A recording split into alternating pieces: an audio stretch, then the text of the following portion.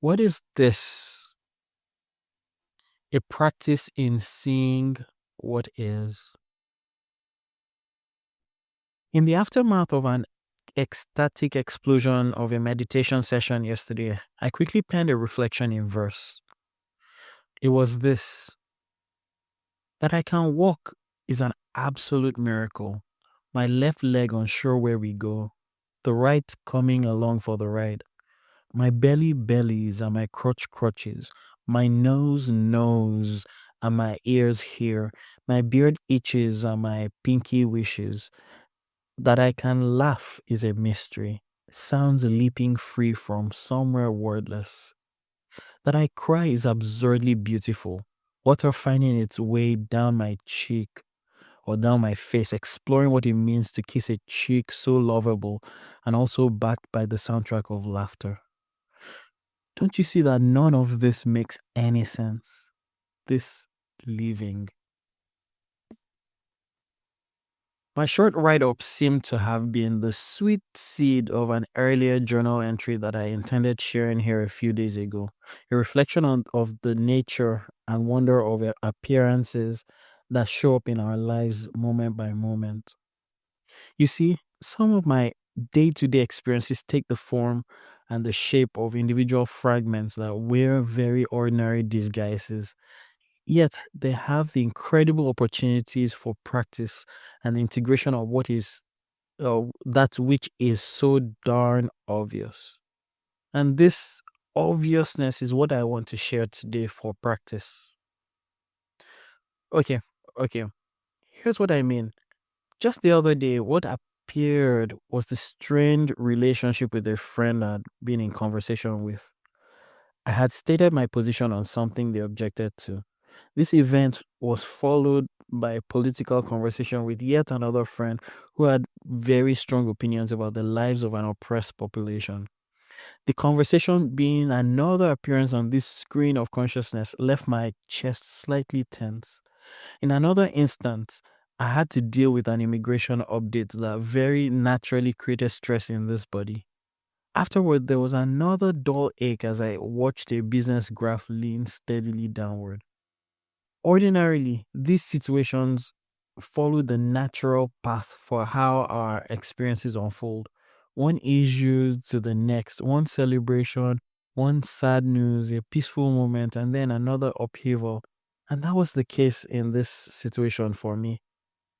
And so each situation I clearly see now is a door, a tremor in stillness that is calling attention to where the idea of I tries to hold its ground.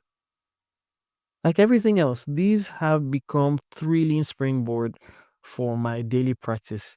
And the practice is not for fixing anything, but in learning how to see. What falls out of this seeing is a strange and total enjoyment of being, a freedom that cannot be fully articulated. When we stare deeply at what disturbs us without running, without defending the thing, it seems to melt. The edges blur, the story unravels. The metaphor to describe this is seen in how, if you're reading a novel and suddenly pulled out of the story that you're reading and start to see the words that you're reading, for a moment it becomes clear that the story is made up and the words are just words arranged one after the other to create meaning. Now, of course, we do not deny the story we're reading as false. We only see that it's created and made sense of through our perceptual filters. So, also, all of experience, we are able to see how they are shaped by clearly looking at them. By clearly looking at them. What remains is the same spacious awareness that was always there, quietly watching. So, the prompt for the contemplative practice that I share today is asking, what is this? As we look through each notable fragment of our experience. The way I see it here is to ask, what is this? And it's not to analyze the situation theoretically. It is to wonder. It is to turn the light of awareness towards the experience itself rather than the story about it. Now, you do this gently moving away from the stories we're living in to the nature of experience itself. Don't you see that we spend so much of our lives trying to fix or escape what arises? But each appearance, pleasant or painful, may in fact be an invitation to see through the veil, to awaken to wonder. When someone criticizes us, when we feel lost, when joy bursts through unexpectedly, when our plans fall apart, the invitation here is to figure out, what is this? What is this moment made of before it is given a name? When we're angry or think we're angry at something, when we're afraid, we think we're afraid of something. Could it be that if we paused and asked, what is this? The shape of the emotion softens. We may begin to sense the field in which all emotions appear. It's like standing at the edge of a lake and suddenly realizing that the ripples, no matter how turbulent, are never separate from the water. So, also, this prompt is not about labeling or getting a psychological or spiritual explanation. Instead, it's about pure experience, unfiltered, noticed right before thought claims ownership. It also does not seek for the right answer to the question, why is this happening? But what is this presence right now that is aware of what's happening?